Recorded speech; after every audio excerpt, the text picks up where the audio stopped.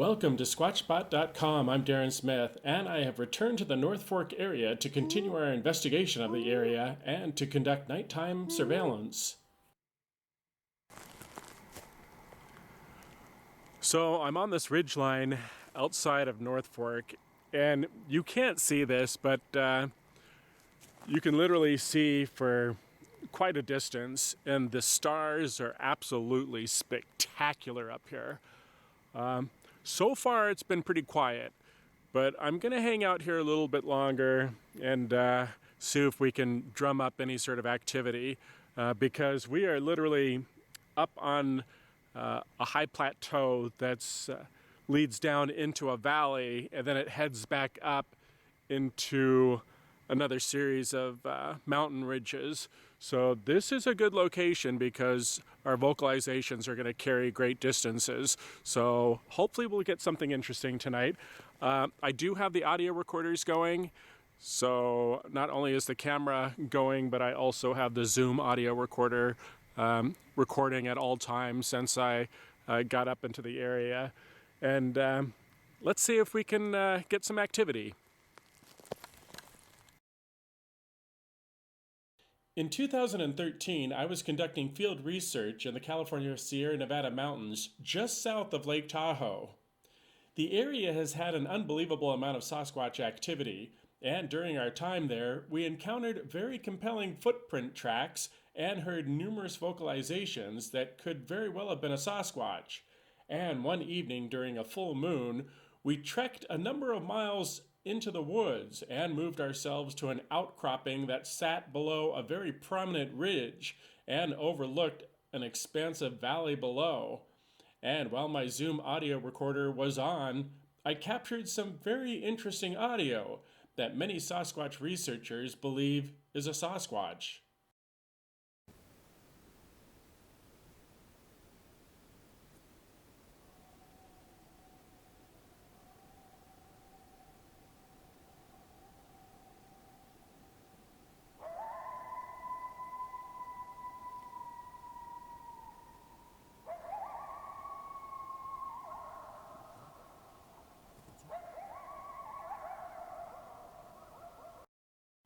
The siren-like vocalization was coming from high up on the ridge above us, and the source was definitely a considerable distance away. However, it did excite the coyote in the valley below us, and it encouraged us to sit tight on the outcropping for hours listening under the full moon. Here's the clip of the vocalization again with the volume increased.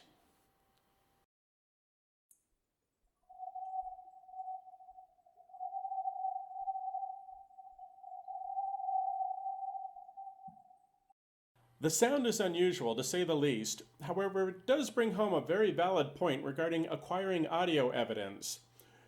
While you're in the field, you should always have a digital audio recorder recording at all times. You never know when the lightning might strike, and you definitely want to be prepared to capture it.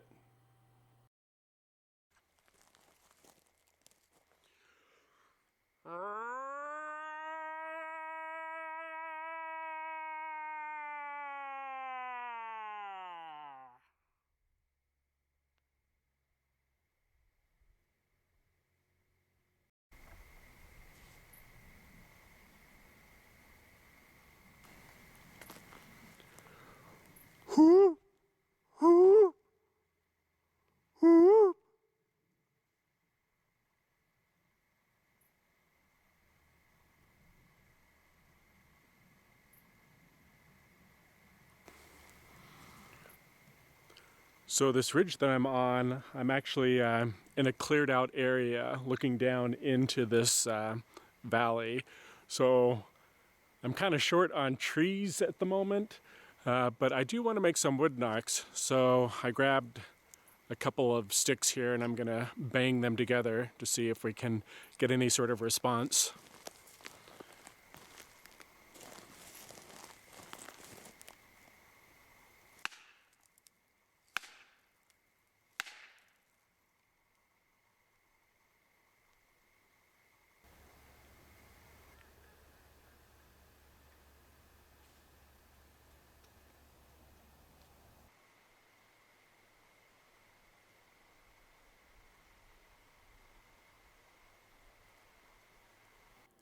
I stayed out in the field for a number of hours making calls and wood knocks, trying to elicit some sort of response. However, even despite the full moon, I wasn't observing any animal activity.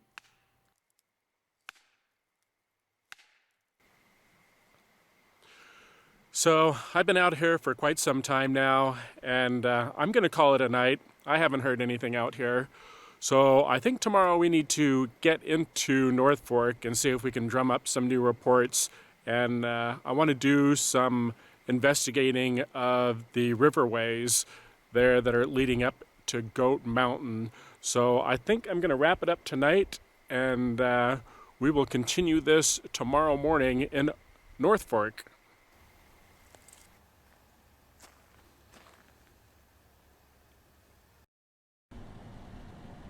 With limited daylight hours these days, I was up at the crack of dawn and headed for the city of North Fork. My first stop was at the Sierra Mona Indian Museum. The Mono Indians have lived in this area for hundreds of years, and as the native people of this area, they are well in tune to the native flora and fauna, which makes them an invaluable resource.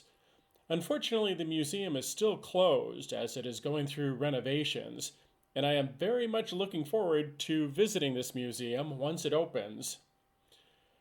My next stop was at the North Fork Ranger Station, where I came to get information on where the river accesses were. And as luck would have it, my ranger friend was there, and not only did I obtain the information I sought, we also had a chance to converse for a considerable length of time before I headed back into town to talk to the locals and see if I could obtain any new reports. One person I met in town was a Native American woman who pointed out a very strange curiosity I had not noticed before. Green painted footprints on the main road that runs right through North Fork.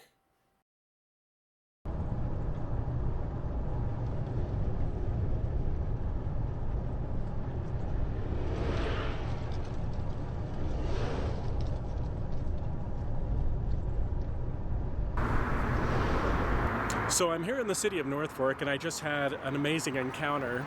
I was at a convenience store buying a soda, and I was talking to the locals about my interest in Bigfoot, and a woman overheard my conversation, and she approached me to point out these interesting green footprints that are painted on the roads running straight through North Fork. And she was telling me the lore behind these footprints, and they apparently are to represent an incident that occurred when a Bigfoot walked right through North Fork, and somebody painted these footprints here to immortalize that experience. It was interesting talking with her because she was of Native American descent, and she definitely believes in the Bigfoot phenomenon. In fact, she, as I think a lot of members of her tribe, believe that the Bigfoot is something akin to the Nephilim that the Bible talks about. So it would put it in the category of the fallen angels being sent to earth and procreating with beings from this world and producing the Nephilim. So it is in that kind of fallen angel, possible demon type category. So it was really intriguing speaking with her, and again, it was just a random occurrence that happened as I was buying a soda at a convenience store and being communicative about my interest in Bigfoot. So I am definitely interested to get home and do some more research on these footprints, who painted them, and exactly what they represent, because it is intriguing, and it is just very exciting to have met somebody in the community here who has a similar interest in the Sasquatch topic.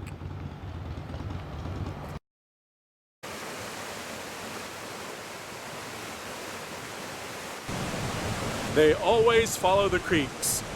Yes, that does seem to be the case. There's a lot of evidence out there that does support that the Sasquatch do like to follow waterways when navigating through an area.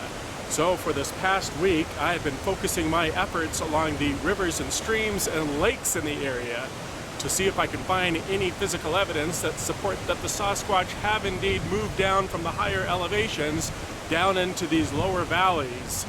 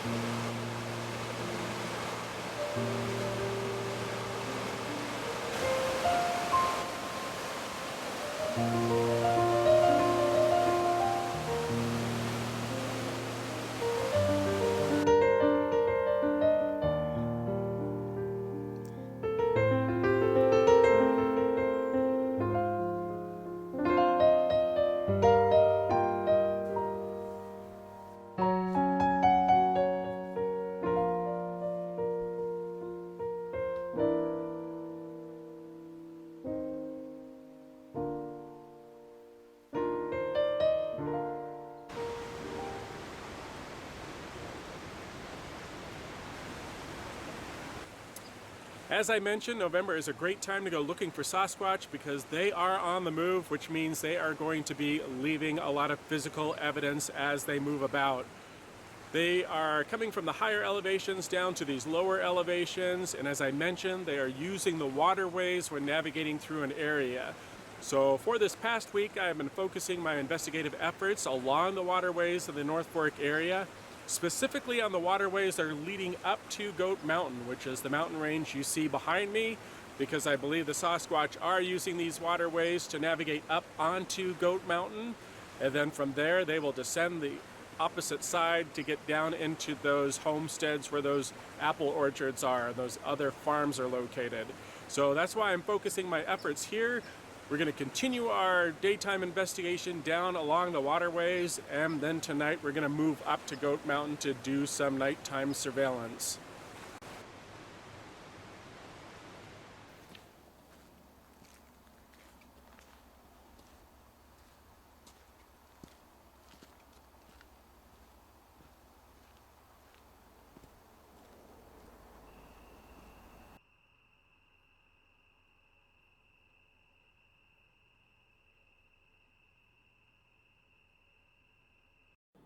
The trek up Goat Mountain was absolutely breathtaking. The fall foliage was spectacular, and although I didn't really see any significant evidence of animal activity along the way, I did encounter a bit of scat on the trail that was worth documenting. Though it is most likely horse, I did not see any tangible evidence of horse activity in the area, which I thought was odd. The golden ticket of Sasquatch evidence would be DNA. Unfortunately, Sasquatch and bear are very likely to have similar diets, and as a result, I believe Sasquatch scat is often overlooked. So it is always a good idea to try to identify scat samples you encounter, and if its consistency is bear-like, try searching for other physical evidence such as tracks that could help identify the animal in question. Continuing my journey up the mountain, the forest was strangely quiet and seemed absolutely void of animal life. Once the sun went down, it got dark quickly and the temperature plummeted.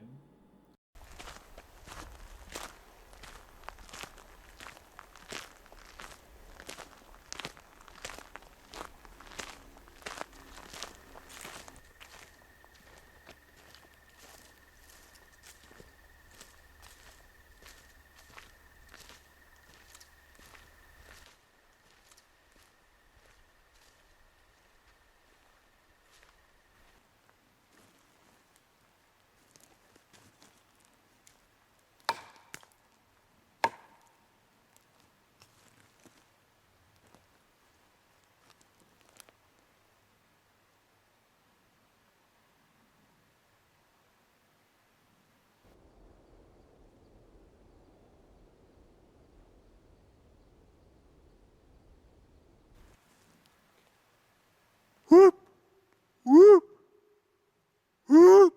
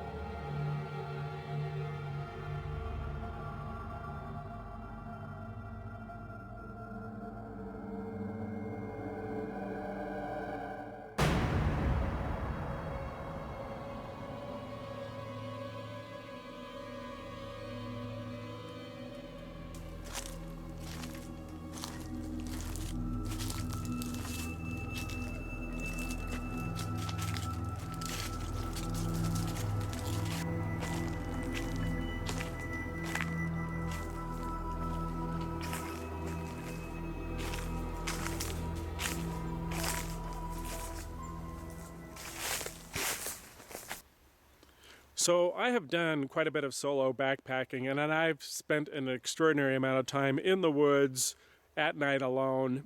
And it doesn't really bother me so much if I'm stationary and I'm at a camp or resting in my tent. Not like the flimsy material of a tent is going to provide much protection from anything. But I don't particularly care to be walking around at night in the woods, and I'm not quite sure what the reason is behind that. So the reason I came up to Goat Mountain tonight was because it's a full moon, so we have a lot of illumination coming from the moon. However, surprisingly, I haven't seen rain since April, but we have a heavy cloud coverage right now, so that's kind of dampening the light a bit, but it's still putting off an amazing amount of moon glow, so that's definitely helping. And to make things worse for myself tonight, the FLIR has already gone out. So I can't use the FLIR to scan my perimeter. And so I'm literally just tromping around in the dark. And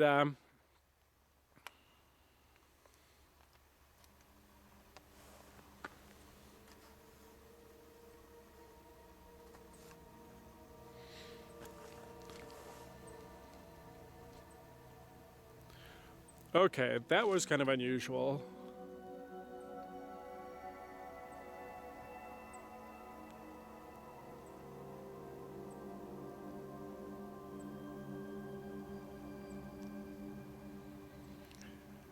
It was probably a vehicle tail light, but I'm not quite sure why there would be tail lights over in that direction. What's going on is I just saw a red light that was in the trees here, and it didn't look like it was at such a great distance. But I'm not seeing it now. And I have no clear understanding why there would be a light there at the moment. I'm gonna shut the camera off and I'm gonna go take a look over there because I wanna try to figure this out. In Sasquatch research, one color you want to pay attention to while out in the woods is red. Though I am still a bit skeptical about this phenomenon, there are a multitude of Sasquatch sighting reports that note that the creature's eyes illuminated red, almost as if they were lights. In fact, one of my neighbors had an encounter with what I believe was a Sasquatch, just a stone's throw from where my house is, and he too was very adamant that the creature's eyes illuminated red. Though I couldn't clearly ascertain what the red light was that I saw, I did pull out the parabolic microphone to see if I could hear any movement in the area, and I continued with vocalizations and wood knocks to try to elicit a response.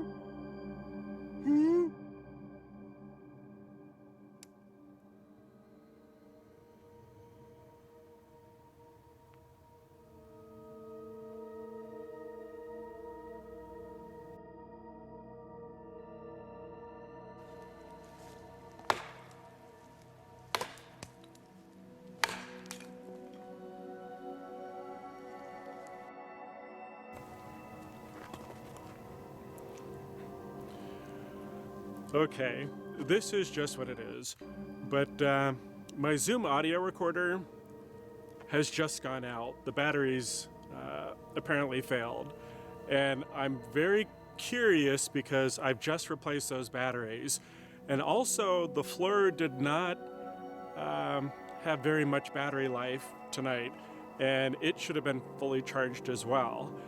So I was talking to somebody today in North Fork, and we were talking about ideas about what the Bigfoot may be. And there's a lot of people that have the Bigfoot in a supernatural category, like the Nephilim, or some sort of demon thing, or some sort of supernatural creature.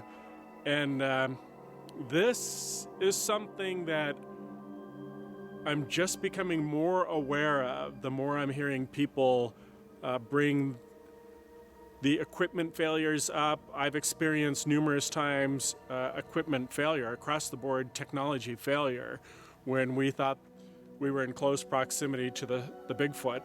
And even this camera, I had all the batteries fully charged when I came out into the field, and now I'm down to my last battery. So I think it's very unusual that all of my batteries are going out tonight.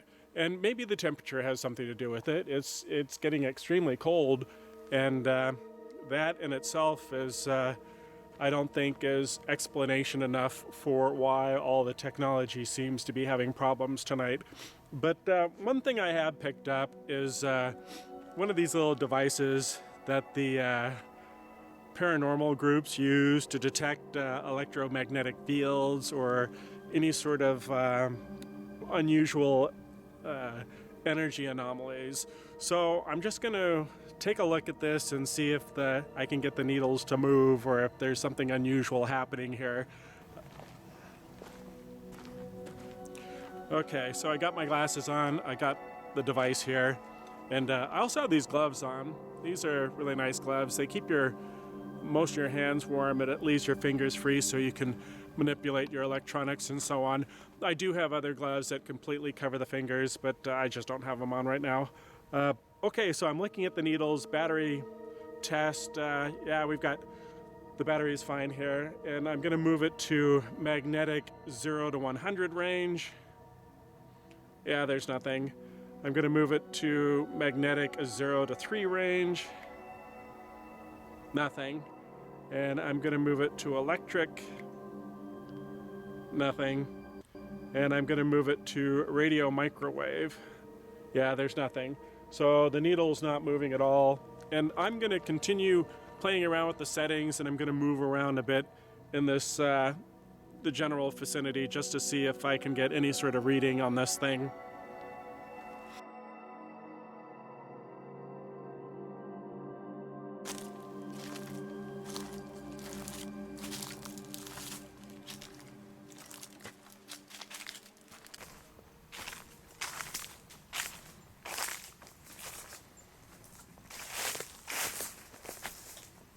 I continued my investigation for several hours, making vocalizations, wood knocks, and monitoring the area. However, I did not come up with any conclusive evidence that the Sasquatch were in the area, and my investigation of the waterways this past week was also inconclusive. However, our investigation of the area did not leave us empty-handed. While in North Fork, I had the great fortune of spending quality time with my ranger friend, and the Native American woman I met in town introduced us to those curious painted tracks that ran through the city of North Fork, and our time among the spectacular fall foliage was definitely time well spent. And although we did not come up with any definitive evidence this trip, I want to thank you for joining me on this journey, and for the comments and messages of support you have been sending me. And I encourage you to subscribe to this channel if you have not yet done so, and hit the notification bell so you will be notified when I upload future videos. I am going to continue my efforts, and I think it's just a matter of time before we find something solid. This is a really good area to investigate, and I definitely think we are on the right track. I'm Darren Smith, and I'll see you here next time on Squatchspot.com.